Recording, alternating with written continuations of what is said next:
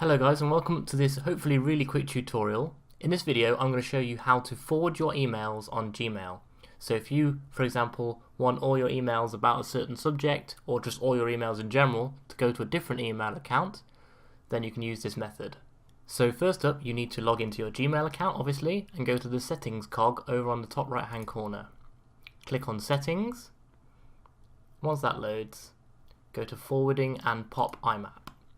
This is where you can add a forwarding address. So if we click there, type in an email address we want to forward to, and hit next. That will come up with this confirmation window saying, are you sure you want to forward emails to gmail.com, and you select proceed.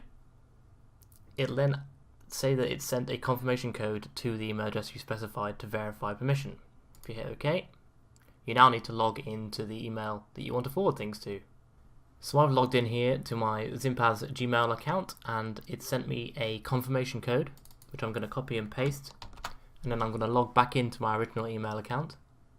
Once I'm back in my original email account, I'm going to go back to the settings forwarding and I can type in, or copy and paste in this case, the verification code.